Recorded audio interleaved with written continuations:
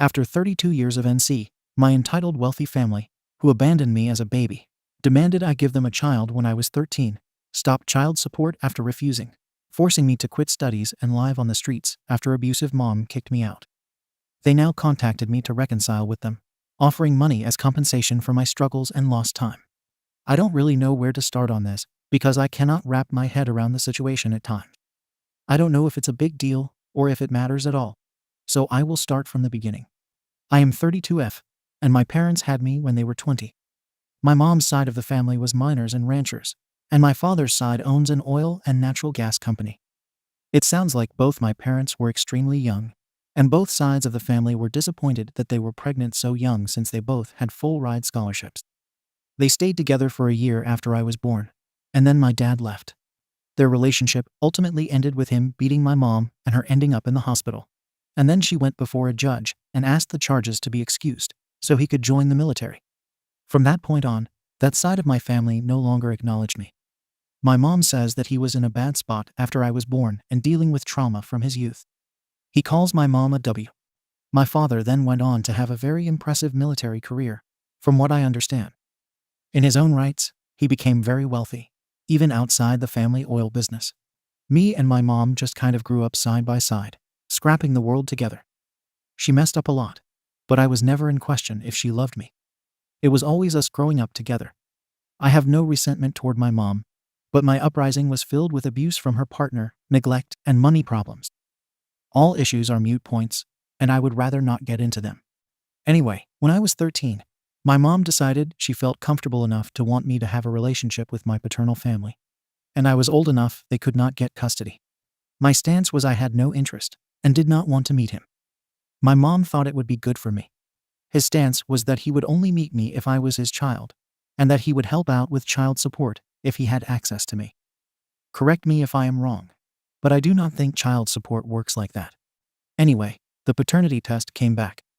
99.99% chance I am his daughter. Then, a year later, we met. I went to dinner with my mom, him, his wife, and my half-brother. It was horrible and awkward, is really all I remember. His then wife shortly divorced him. I think meeting me was the straw that broke the camel's back. We went out for one solo dinner after that some time later, and I was practically mute, and he would ask me aggressive questions that were so uncomfortable. One that is seared into my mind is, "What do you want to know about me?" And I said I don't know, and he responded with I lost my virginity when I was 13, right around my age at the time. I just didn't speak until I got home. Then I did not hear from him until I was 17, almost 18. I don't know if it was because of the divorce or if he was deployed. I did not know he was divorced from wife 1 at the time. He called me and was saying he wanted to fly me out to his house. While on the phone, he said, "Wife 2's name, my wife, will you grab me some water? I am so thirsty." And that's when I found out my father was remarried. They flew me out to the East Coast to see them. When my dad picked me up from the airport, the first thing he said to me, which I will never forget, was, "When is the last time you've seen a gynecologist? You know you are at the age where you need to be seen." That set an awful tone for the rest of the trip. The house was filled with their wedding photos. They were recent, and all her kids were in them, as was my half-brother. I was not invited or even considered to be invited, obviously. Then at one point, wife 2 and my dad were talking to me about if I ever became pregnant, that they would just raise the child, no questions asked. I was barely sexually active at that time and had already decided I did not want kids. I told them, I don't think it would be a possibility. And my dad slammed his hand down and said, "What? Are we not good enough to raise your kid?" And I said, "No, I wasn't finished. I have no intention of giving birth, but if I did, I would raise it." He walked out. The only conversation we really had during that trip was me telling him how out of control my mom is and how I needed help. My mom was living with her boyfriend at the time, and I was living at home, trying to figure out rides to school and get food. Our home often would go without running water or electricity because my mom wouldn't pay the bill and it was safe. It was really bad circles she was running in, and there were often threats made to hurt me by her boyfriend at the time.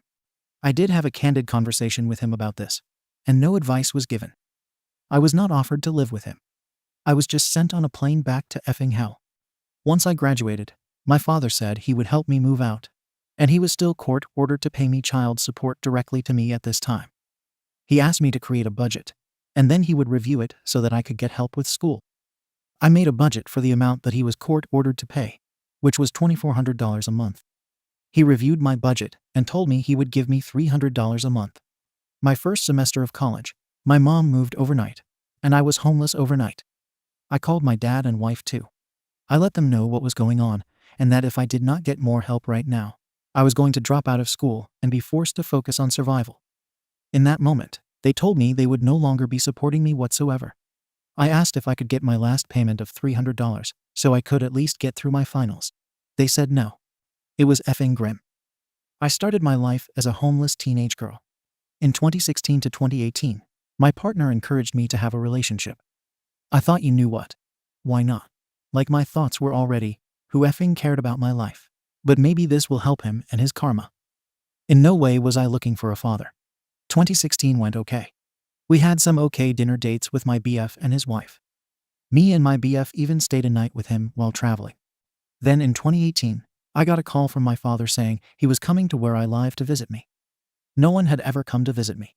We met up, and it was okay. Then he and his wife said they were staying at a resort and wanted me to come up for the day. I did. It was some sort of mixer for work. So I was meeting his colleagues, and I was just being used as a talking piece. He introduced me to people and said lies about me. Like, I was college educated and had a job in tech. Just bananas SHT. I kept face. I went with it, and then I told him I was leaving. He followed me to my car and asked me to get rid of all my dogs, leave my boyfriend, and move in with him and wife too.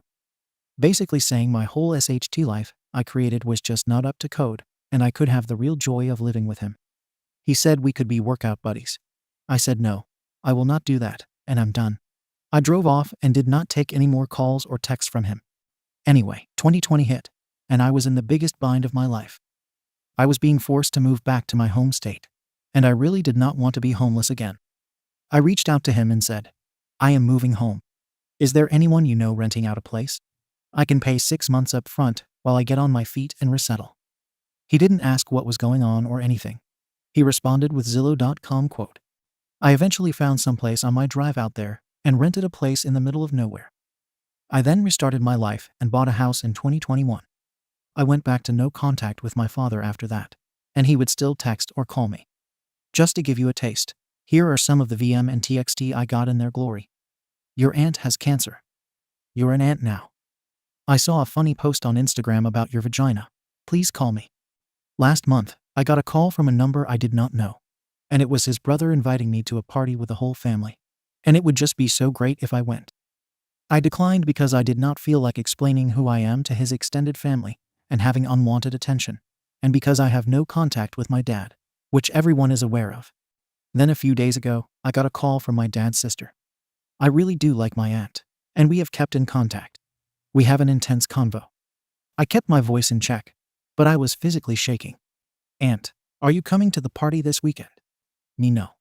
Aunt, bummer. Do we make you uncomfortable? Me. Yeah, it's uncomfortable for me.